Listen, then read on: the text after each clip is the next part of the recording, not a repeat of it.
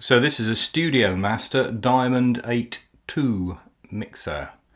A very, very simple console dating back to the early 80s and comprises 8 identical inputs here, XLR inputs, balanced inputs for any kind of microphone. If they need phantom power, there's global phantom power, global 48 volt phantom power, which is switched on for this example because we've got a condenser microphone. Each channel again is fairly straightforward, mic and line inputs, no particular switching between the two, they sort themselves out. It's supposed to be balanced line input, not dead sure. Gain input, input gain control, got a reasonable range. I've got it fairly high up here, which is surprising given I'm speaking fairly close to an electret microphone, but there we are. And then 3-band EQ, just straightforward fixed 3-band EQ, high frequency here, there, mid, there, and there, and low frequency there. So not the most versatile of these things, but okay for simple work, I guess.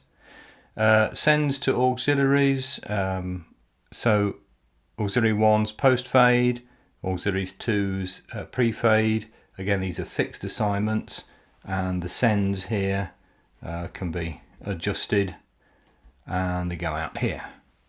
Auxiliary returns come back here, 1 and 2, and they're just mono returns. So if you wanted a stereo return from a stereo reverb, then you'd have to use both there, and you've got pan and gain. So you could just hard pan them left and right if you got a full stereo return. It's a fairly heavy little unit, all steel chassis, and then you've got tape outputs here, which are just mimics of the main output, and tape playback can come back here, which you can it cuts out the main thing, so which you can sling to the mains.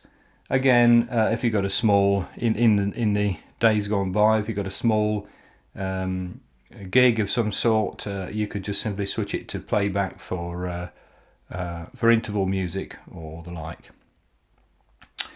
The headphones output here is pretty dire, in the sense that it was originally just hung straight off the line outputs, which was hopeless and didn't give it any level control at all, and it was very, very feeble. It says 400 ohms minimum. Well, yeah, I guess so, but you really needed high impedance phones. It just wasn't appropriate. I've retrofitted a little amplifier, crude amplifier here, powered off the internal supply in here, to give an independently variable phone's volume level. The pot here is pretty rustly, so it was very much a desperation tactic when I needed a bit more headphones level. There's another modification here, because I was recording in mid and side, or MS format, and wanted to decode the MS pair. On this channel 2, I've implemented a phase splitter with a switchable. So if I put let's just take this mic out here and go into here. So this is now in the channel 2. So this would be where your mid cardioid or whatever you're using will go, pan central. And this one here, you'd put your figure 8, the one looking across the sound field, and then you would then select mid and side, and you can probably notice the rather strange sound if you're listening to this in stereo, because what it's doing is throwing the signal in antiphase between left and right, simply phase splitting and phase reversing them. So of course when you add that then to your cardioid here, you will get a dematrixed mid and side, and it'll restore it back to a kind of XY format. Now that meant that you could sort of put your main center up at the nominal level and then simply advance this different signal until you got the separation you wanted. And having decoded it, then you could also add in spot mics if you wanted to create a composite stereo mix. It's just a little op amp in there doing that job, nothing very exciting. The noise performance, let's go back to XY. The noise performance of this isn't great, but it was all I had at the time, and there we are. That's time for this thing to go.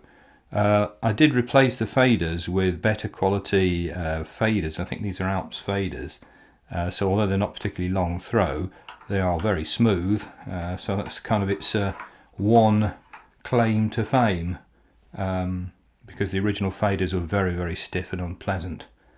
I've no idea who Studiomaster were, whether they're still in business, but there we are. That's the Studiomaster Diamond 8.2, and there's no point showing you anything on the back because apart from a power switch and the IEC mains inlet, it's a 240 volt system, there is nothing else to say about it. It's really dead basic.